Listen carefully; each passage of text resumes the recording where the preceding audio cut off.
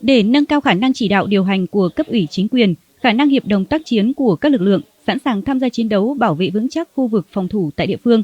ngày 30 tháng 3, xã Trường Xuân đã tổ chức thành công cuộc diễn tập chiến đấu phòng thủ năm 2023, đảm bảo an toàn tuyệt đối về người và vũ khí trang bị. Dự và chỉ đạo diễn tập có đồng chí Lường Thị Hiền, Phó Bí thư Thường trực Huyện ủy, đồng chí Nguyễn Hợp Cường, Phó Bí thư Chủ tịch Ủy ban nhân dân huyện, Phó trưởng Ban Thường trực Ban chỉ đạo diễn tập, Thượng tá Vũ Lê Phú, Ủy viên Ban Thường vụ, Chỉ huy trưởng Ban Chỉ huy Quân sự huyện,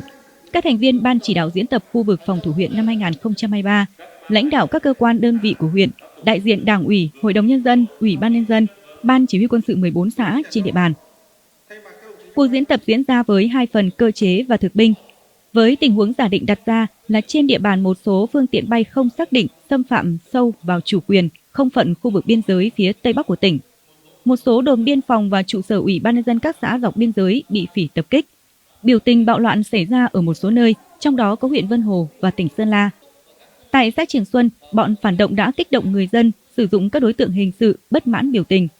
Trước tình hình đó, Thường trực Huyện ủy, Hội đồng nhân dân, Ủy ban nhân dân, Ban chỉ huy quân sự huyện đã chỉ đạo các địa phương giải quyết dứt điểm các vụ gây rối, bạo loạn, chuẩn bị lực lượng sẵn sàng chiến đấu. Thực hiện chỉ đạo của cấp trên, Đảng ủy, chính quyền xã Trường Xuân đã chỉ đạo các lực lượng thực hiện nhiệm vụ theo yêu cầu. Với 3 giai đoạn, chuyển xã vào các trạng thái tình trạng quốc phòng an ninh, chuyển lực lượng vũ trang vào các trạng thái sẵn sàng cơ động, tổ chức chuẩn bị chiến đấu phòng thủ và thực hành chiến đấu phòng thủ. Ban chỉ đạo đã đưa ra các tình huống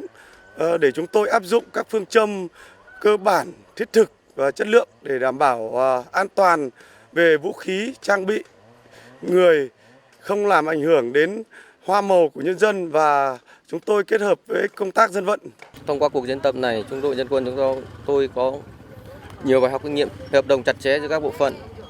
tăng khả năng sử dụng trang thiết bị của cá nhân, từng người, từng bộ phận. Thông qua cuộc diễn tập này giúp trung đội dân quân chúng tôi sẵn sàng làm mọi nhiệm vụ khi có tình huống xảy ra để bảo vệ Tổ quốc. Trong phần thực binh, để tiêu diệt cụm cứ điểm của địch tại điểm cao 700 thuộc bản Giúp Kén cùng các hệ thống vật cản công sự. Với tinh thần quyết chiến quyết thắng, dân quân cơ động xã Trường Xuân đã chuẩn bị đầy đủ lực lượng gồm 3 tiểu đội cùng trang thiết bị vũ khí tiến hành mở cửa, đánh chiếm đầu cầu, đánh địch co cụm rút chạy. Với sự hiệp đồng tác chiến chặt chẽ, linh hoạt, nhanh chóng, quyết liệt, địch đã bị tiêu diệt. Trong thực hiện nhiệm vụ thì đã phát huy đúng nghị quyết 128, đó là Đảng lãnh đạo, chính quyền điều hành, các cơ quan ban ngành đoàn thể làm tham mưu, quân sự công an là nòng cốt để thực hiện thắng lợi nhiệm vụ của quốc phòng quân sự địa phương năm 2023 và những năm tiếp theo.